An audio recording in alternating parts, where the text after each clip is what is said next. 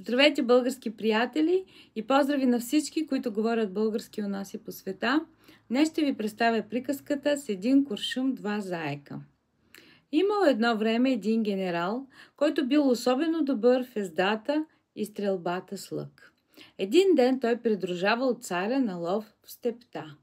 Когато царят вдигнал глава, видял в небето да летят два огромни орела. Царят попитал: кой може да свали поне един орел?